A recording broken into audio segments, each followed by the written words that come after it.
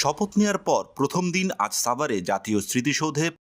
High প্রিয় দর্শক বিন্দুরা, আলোর পথ ইউটিউব চ্যানেলে আপনাদেরকে স্বাগত। অন্তর্বর্তীকালীন সরকার ডক্টর মোহাম্মদ ইউনূস শপথ নিয়ে যা যা করলেন, আসুন ভিডিওটি একটি লাইক দিয়ে চ্যানেলটি সাবস্ক্রাইব করে দেখে আসি।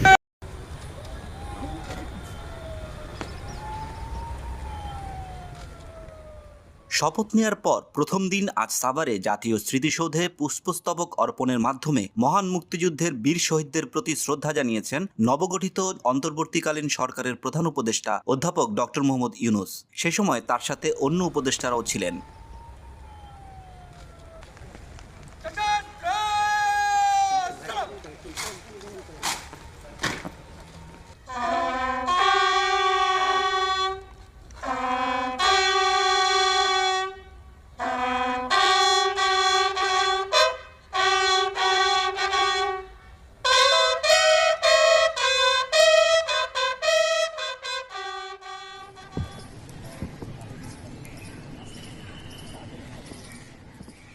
এরপর তারা কেন্দ্রীয় শহীদ মিনারে পুষ্পস্তবক অর্পণের মাধ্যমে ভাষা আন্দোলনের বীর শহীদদের প্রতি শ্রদ্ধা নিবেদন করেন।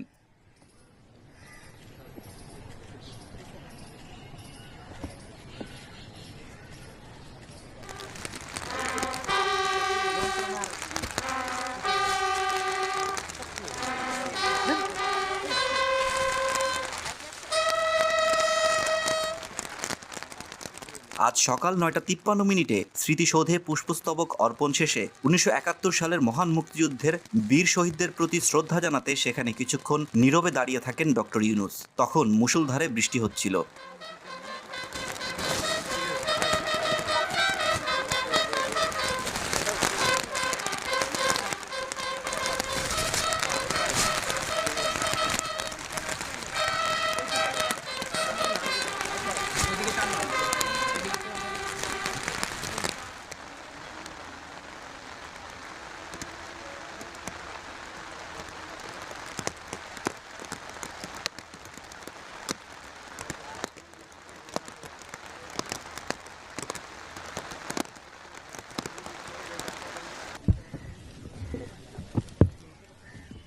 এরপর তিনি সকাল ১১:১৫ কেন্দ্রীয় শহীদ মিনারে যান এবং পুষ্পস্তবক অর্পণের মাধ্যমে ভাষা আন্দোলনের শহীদদের স্মৃতির প্রতি গভীর শ্রদ্ধা জানান।